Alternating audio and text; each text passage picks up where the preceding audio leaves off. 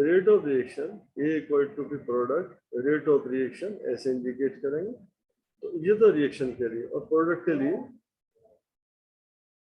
Rate of reaction यहाँ पे लिखते हैं रिएक्टेंट्स के लिए रिएक्टेंट्स, और यहाँ पे लिखे रेट ऑफ रिएक्शन को प्रोडक्ट्स को इक्वल से प्लस साइन रखेंगे, क्योंकि ये डिक्रीज होगा तो ये बढ़ेगा। तो delta P upon delta T, ये तो ये है। दूसरी कंडीशन मैंने आपको बताया था, आपको 4NO कोएफिशिएंट के केस में प्लस 6H2O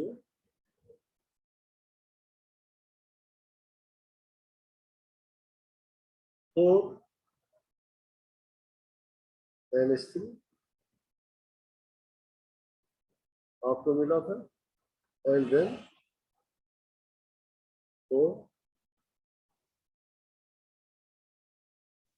ये रिएक्शन कराई थी मैंने, 4NH3 6H2O 4NH3 yes, and then 5O2. So these are reactants, these are products. In the rate of reaction R O R, यहाँ पर -1/4 delta NO upon delta T equals to -1/6 delta H2O upon delta T। इधर देखो arrow आ गया product से, तो इसके लिए plus का sign, plus 1/4 delta NH3 upon delta T equals to plus 1/5 delta O2/डेल्टा T। इतना आप अंडरस्टैंड कर गए होंगे, रिप्रेजेंटेशन के लिए पहले ही बताया था। अब इसी रिएक्शन के बेस पर, ये तो रेट ऑफ रिएक्शन है, रेट ऑफ रिएक्शन है, आप ये समझे जब ये इधर जा रहा होगा तो डिसअपियर हो रहा होगा और ये अपीयर हो रहा होगा। जो चीज कम होती है वो डिसअपियर होती है, जो बन रही होती है वो अपीयर होती है, ठीक है। तो इसके लिए आगे इफ रेट ऑफ अपीयरेंस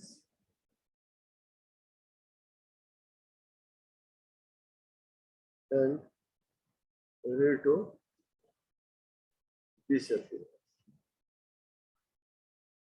अगर रेट ऑफ अपीयरेंस और रेट ऑफ डिसअपियरेंस लिखते हैं तो रेट ऑफ अपीयरेंस अगर रिएक्शन आपने लिखा फिर 4NO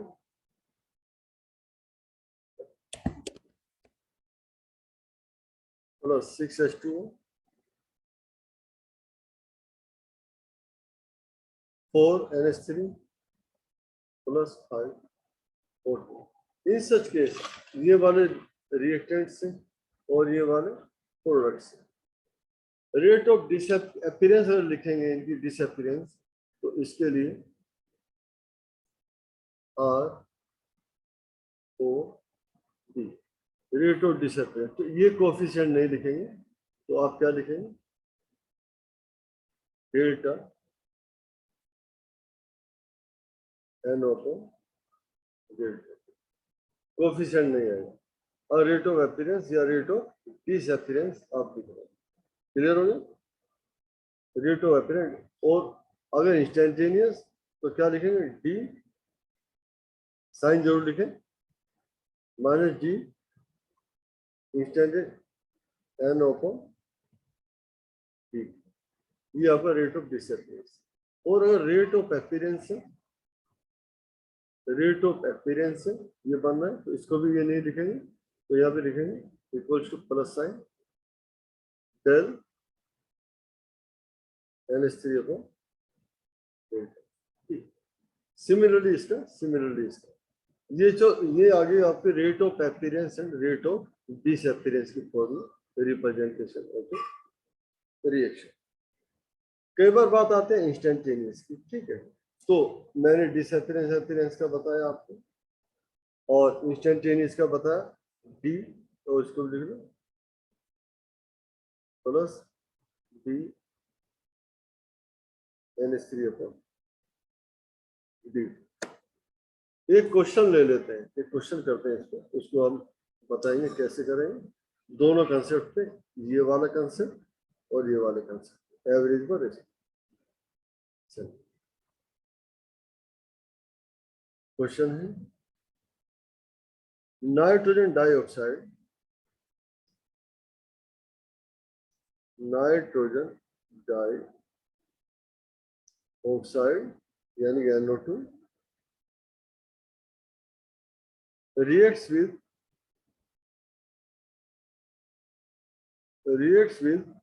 fluorine, F2 to form nitrile fluoride.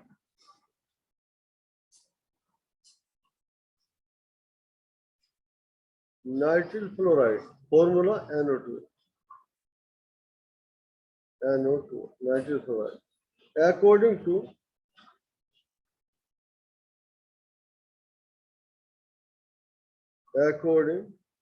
the reaction.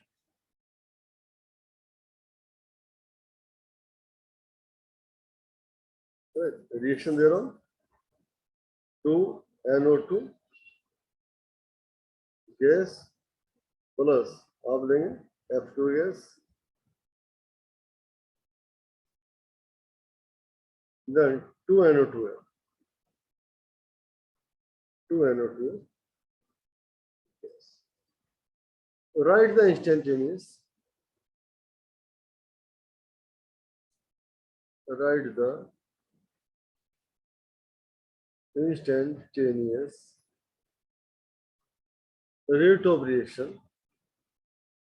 rate of reaction, in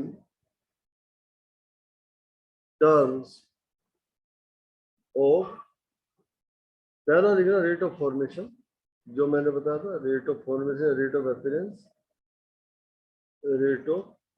appearance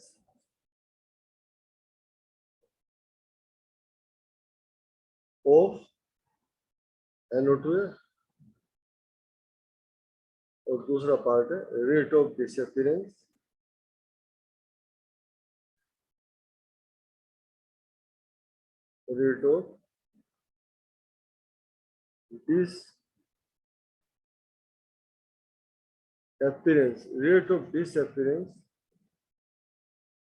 of NO2, और third rate of disappearance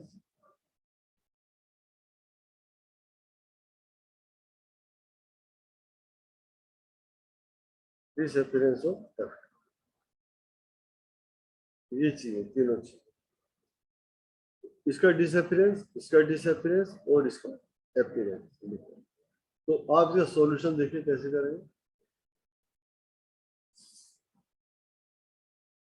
question में कोई भी डाउट हो आप इमीडिएट पूछ सकते हैं। मैंने बताया था कि उसमें कोफिशिएंट नहीं लिखना है आपको। अगर रेट ऑफ अपीयरेंस लिखते हैं, रेट ऑफ अपीयरेंस मैंने बताया था, अपीयरेंस लिखेंगे, इसका rate of appearance of NO2F,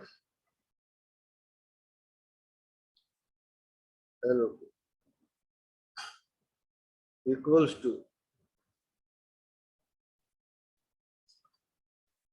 plus sign मैंने बताया, और डी NO2F मैंने कहा कोफिशिएंट, जो आपके स्टोइकोमेट्रिक कोफिशिएंट है वो नहीं लिखेंगे, NO2F का dt। यहाँ पे देखिए rate of disappearance, rate of appearance direct लिखा है, ये आपको 1/4 नहीं लिखा, यहाँ पर 1/4 नहीं लिखा, यहाँ पर भी नहीं लिखा, तो इस कंडीशन में आप ऐसे लिखेंगे। और वाटर का भी आपने डिसअपियरेंस माइनस करके नहीं लिखेंगे। तो सिमिलरली एक एक कर दिया, इसको यहाँ पे अप्लाई कर दिया। अब दूसरा part, rate of disappearance of NO2, क्या लिखेंगे इसे? डिसअपियरेंस साइन कौन सा आ जाएगा? माइनस का, minus D NO2 upon dt। और नंबर थर्ड में भाई क्लोरीन के लिए rate of disappearance of chlorine equals to minus D F2 upon dt। इस क्वेश्चन में भी डाउट है आपको, समझिए क्वेश्चन बहुत बड़ा दिया है, सॉल्यूशन बहुत छोटा सा। इस तरह क्वेश्चन किए जाते हैं और इस रिएक्शन को फिर अलग तरह से देते हैं, rate of disappearance and rate of appearance में अगर उसकी कोई क्वांटिटी दी जाती है तो उस केस के अकॉर्डिंग जाते हैं। ठीक है, तो आपको देखना है रेट ऑफ डिसअपियरेंस ऑफ, अलग क्वेश्चन दे रहा हूँ और उसके ध्यान देना है, इसको ध्यान देना है। यहाँ पे रिप्रेजेंटेशन है, रेट ऑफ अपीयरेंस है, रेट ऑफ डिसअपियरेंस है, rate of disappearance of F. Now next question, question number 2। इस पर सिंबॉलिक रिएक्शन है, द रिएक्शन आपको दिया है 3A टू 2B प्लस, ये रिएक्टेंट है, दो प्रोडक्ट बने B और C आपके, is carried out in a closed vessel, carried out in a closed vessel. The rate of appearance, the rate of appearance of A, अगर देखें तो क्या होगा? माइनस बी ए अपॉन बी टी, आपने दिया is minus D A D, इसकी value दी है 0.01 मोल पर लीटर पर second. Calculate the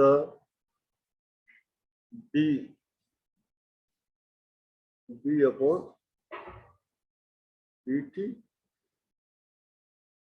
and dC upon dt, ये calculation.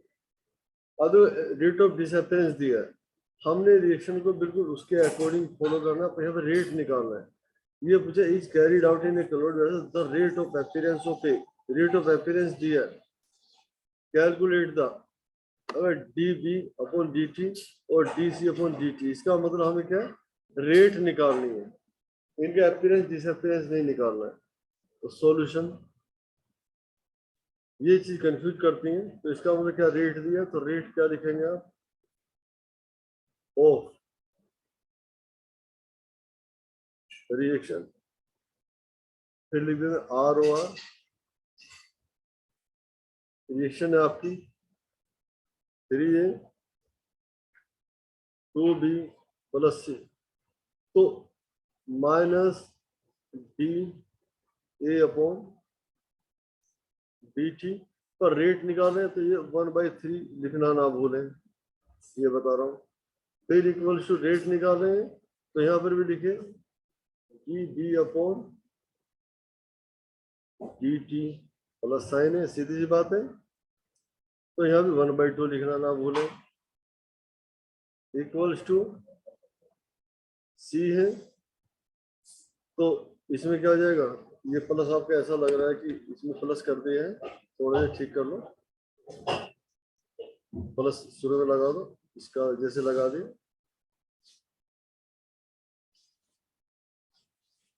One by two plus, और यहाँ पर लिख दें plus one by one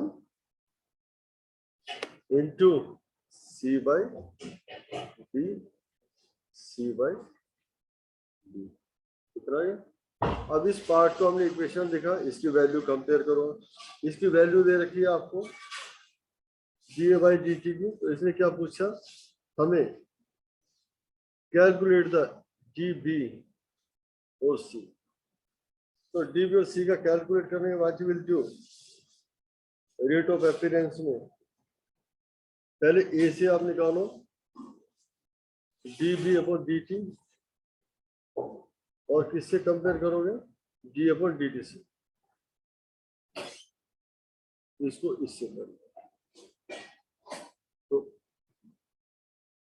D B upon D T और D upon D T minus one by three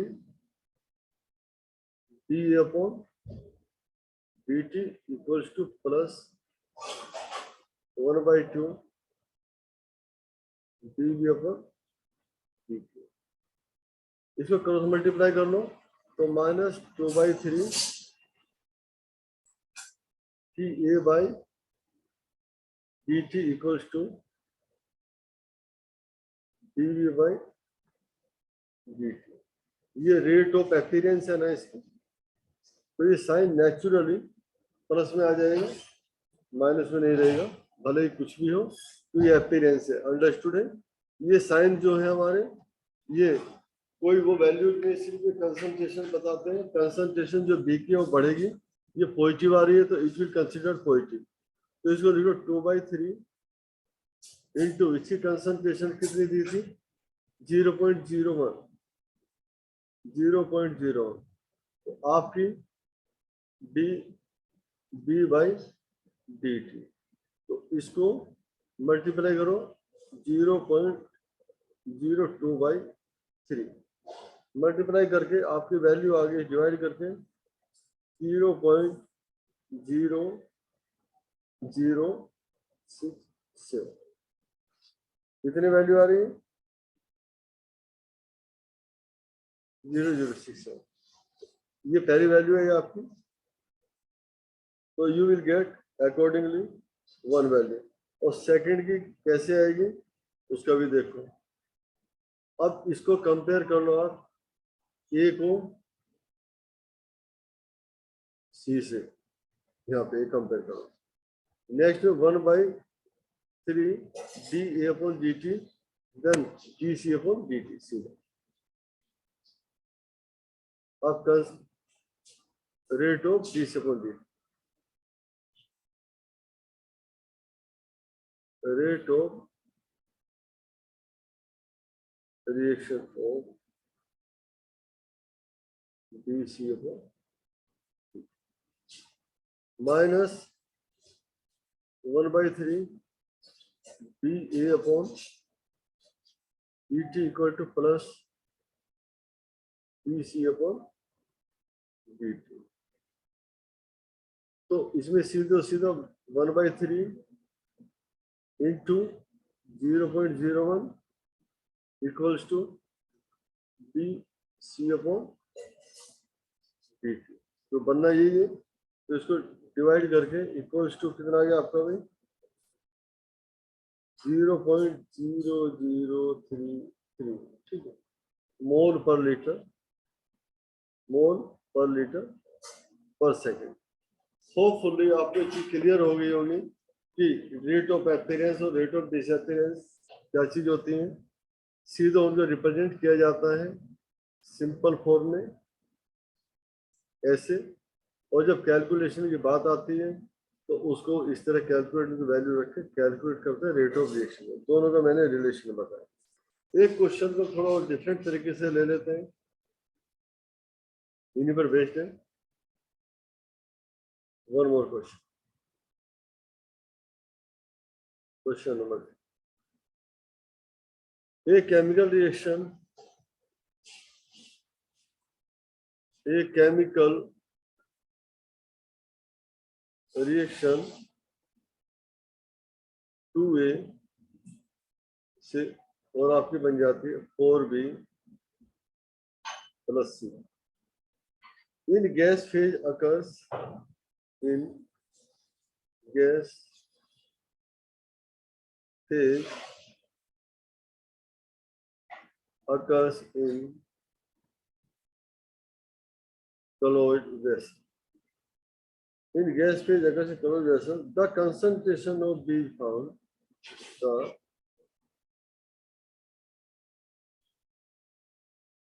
concentration of B is found. The concentration of B is found to increase by 5 into 10 की power minus 3 mole per liter per second. Mole per liter in 10 seconds. In 10 seconds. Per second. Calculate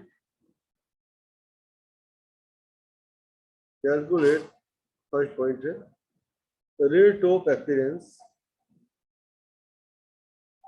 rate of appearance of the number 1 part और number 2 part है इसका भाई rate of disappearance of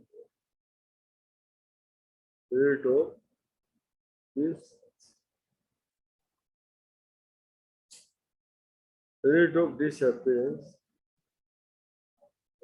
इस question तो solution देखिए reaction ये the concentration of B is found to increase by this mole in 10 seconds. Calculate rate of appearance of A or rate of disappearance of B.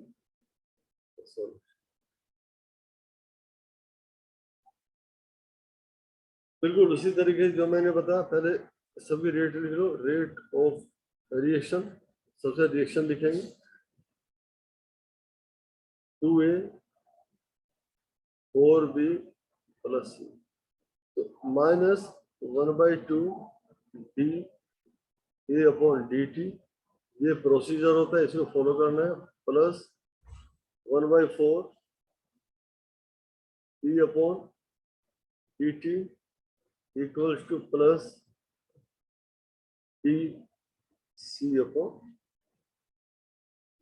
ये condition है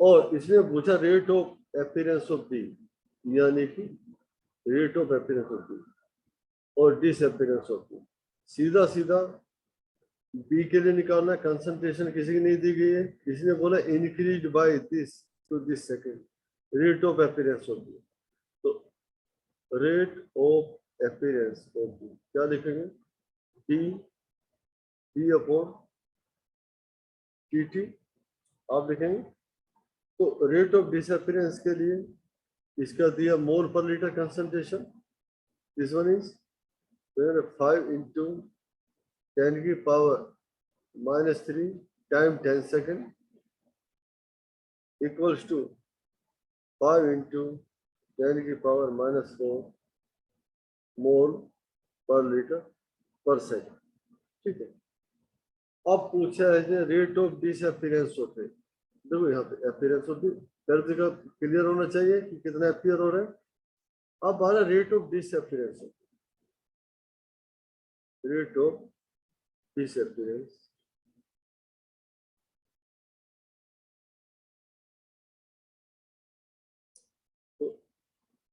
rate of appearance of rate of disappearance of A के लिए आप क्या लिखना ए और relation किसका बनाएंगे हम आप बी का जो पहले बनाए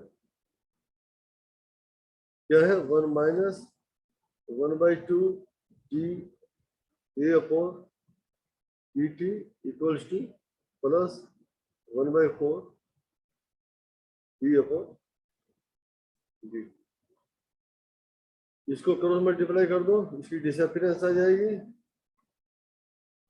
dA upon dt minus L disappearance equals to plus 2/4 और d by d रख दिया हमने, इससे रख लिया। तो रेट ऑफ डिसअपियरेंस भी कितनी आ रही थी, जो हमने की, ये थी, ये वाली वैल्यू यहाँ पे रख देंगे। ये तो 1/2 आ गया, 1/2 तो minus D A upon D T equals to plus 1/2 into 5 into जो कैलकुलेट की 5 इंटू 10⁻⁻4 2.5 that is 2.5 into 10⁻⁻4 मोल पर लीटर पर सेकंड। Hope so. अभी मैं क्लोज करता हूँ, फिर आपसे डिस्कस करता हूँ रिकॉर्डिंग स्टॉप करके।